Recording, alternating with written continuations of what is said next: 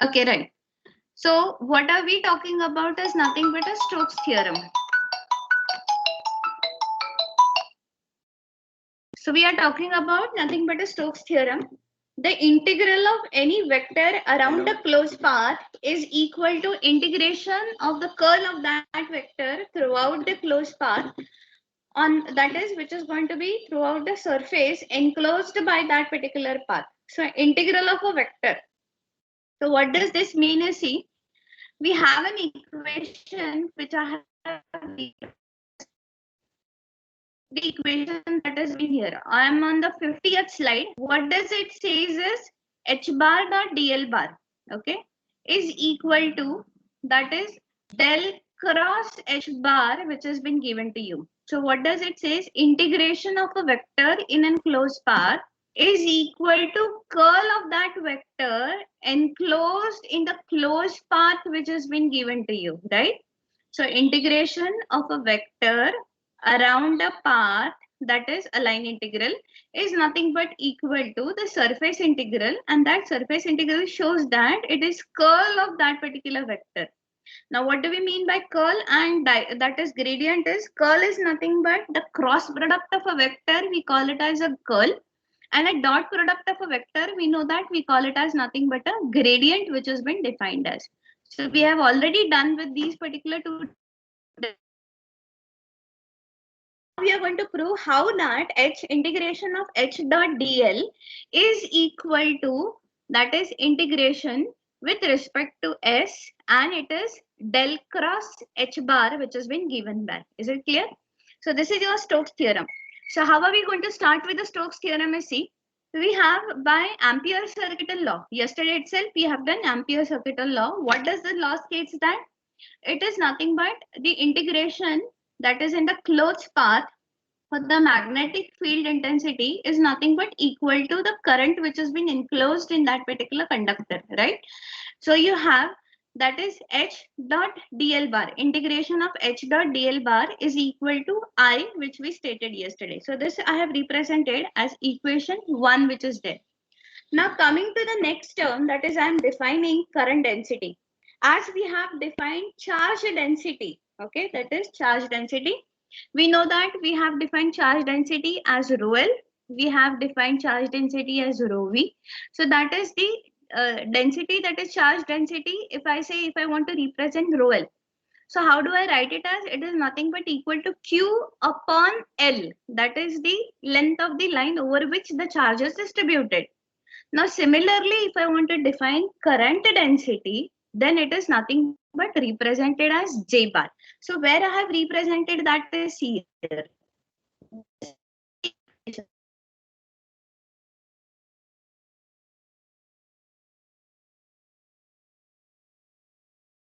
That is the surface area which is going to be there. And hence, if I want to represent J bar, it is nothing but I upon S, which I have represented by.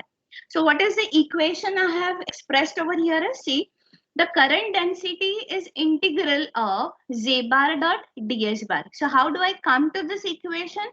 I have, that is again by definition of current density. That is, current density is equal to current divided by, that is, the surface. And hence, if I take a differential current, that is going to be di upon ds. So your di is nothing but J bar dot ds bar. And hence, I is nothing but integration of J bar dot ds bar. So what we have considered a second equation in terms of current density is I is equal to integration of J bar dot ds bar. So what was our first equation? The first equation was also related to current, but in terms of magnetic field intensity. Magnetic field intensity J bar dot dl bar is equal to I. And what is the second equation we have equated now? It is I is equal to J bar dot ds bar.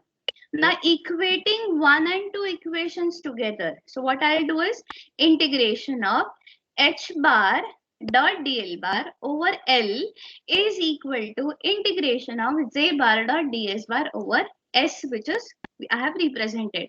So we'll come to the next slide. That is, your integration h bar dot dl bar is equal to integration of J bar dot ds bar. That is, I have equated equation 1 and 2 together for, that is, I. Now you have, according to a curl, that is equation, your del cross H bar. Okay, we have del cross H bar is nothing but given by J. So J is nothing but that is del cross H bar, and hence what I have done is just replace your J bar dot ds bar by what? Del cross H bar, that is ds. So what you can see is your H bar dot dl bar is equal to del cross H bar ds, but the integration on left hand side it is a line integration, on the right hand side it is surface integration. So your line integration is converted to surface integration. So if I want any vector, example, if it is v bar dot dl bar, then if I want to convert it into the surface integration, what will be the equation? It is going to be over surface S, and it is going to be del cross v bar ds, right? So any equation, if I want to convert line integral into surface integral, I do apply what we call it as the Stokes theorem, which is going to be there. Is it clear? So this is all about your Stokes theorem. We'll come to the next concept which I'm taking today, and that is what I call it as the vector magnetic potential. Now, we had also gone through a potential which we call it as a scalar potential, which we have represented. What was that scalar potential we represented? It was in terms of electric field which was been defined, that is electrostatics. What was it? It was the V which we had represented. It is only a scalar. It doesn't have any direction, and hence what we have represented is, in any case of electric potential, only scalar potential is present, and that is denoted by whom? That is V. So in terms of electric field, we define potential as a scalar quantity which is represented by a V. But in terms of magnetic field, you have both, that is a scalar as well as a vector potential. Now why I say a vector potential also? Because see, there is a definition, that is a curl concept which is there in magnetostatics. What is the curl? It is the rotational effect which is going to be there, and hence there is some direction which is going to be created in the magnetostatics, and that what we call it as nothing but, and hence what we take it as that a vector potential. So in magnetostatics there are both the quantities, what? A scalar quantity and also a vector quantity which has been present. We do not define only in terms of magnitude, but we also define it in terms of what? That is direction. And where do I that is support the direction for? That is proof for the direction is nothing but a curl effect. That is, the flux is nothing but created around whom? That is your the conductor which has been positioned by. So you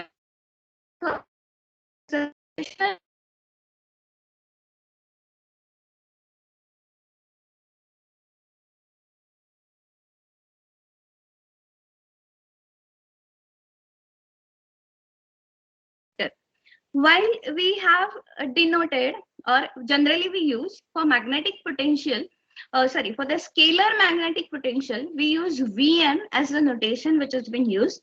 And for the vector magnetic potential, we denote it by A bar. Okay, so it is a vector notation, and hence it is A bar. And it is a scalar magnetic potential, which I have denoted it by Vm, which has been described as. Okay.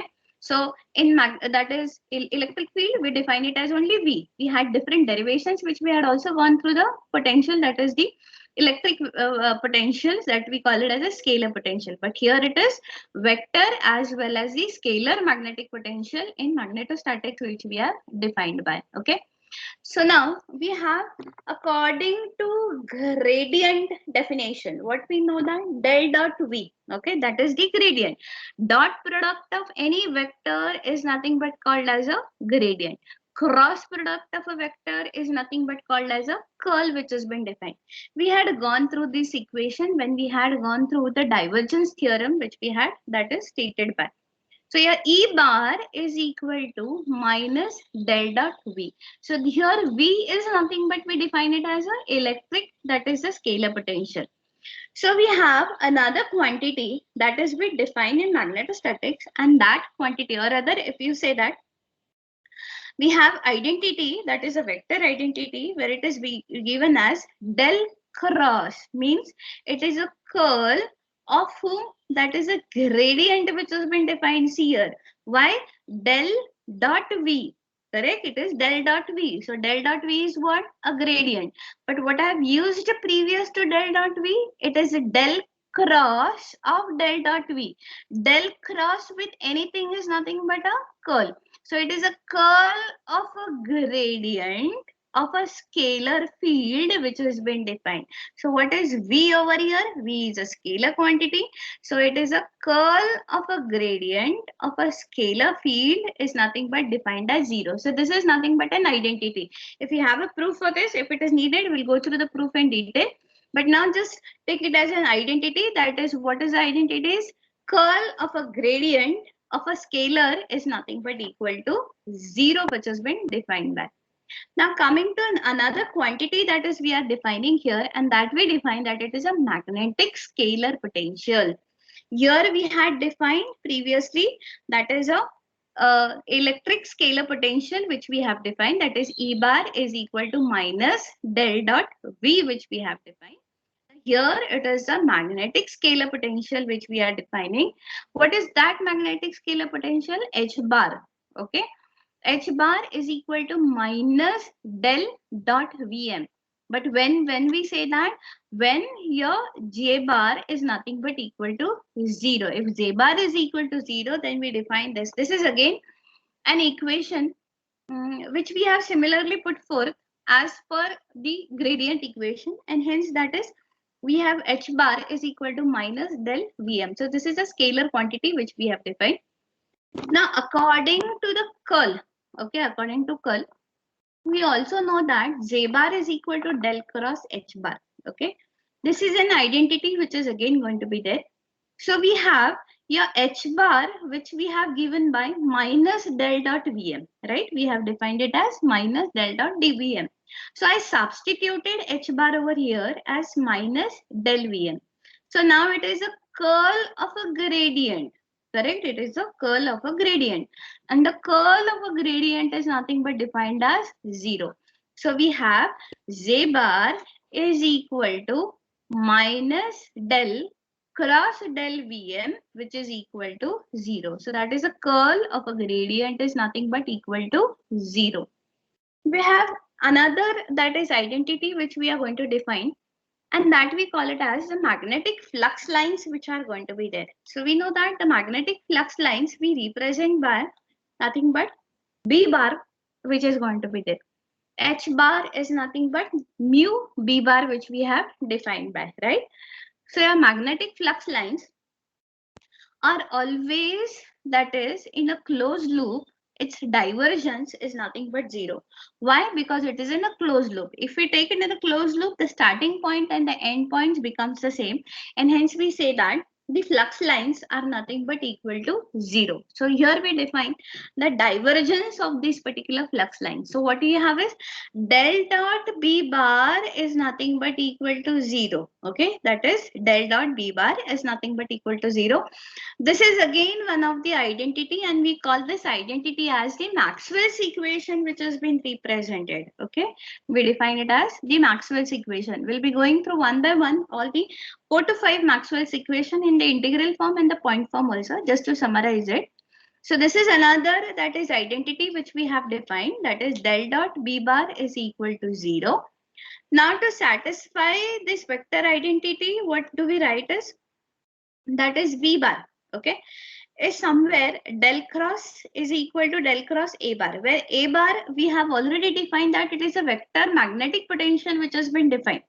B bar is nothing but the flux density. So what is now the relation between B bar and A bar is nothing but B bar is nothing but del cross A bar, which has been defined as. Okay, so this is all about the identities which are being associated with whom, that is the magnetostatics, which we are going to go through.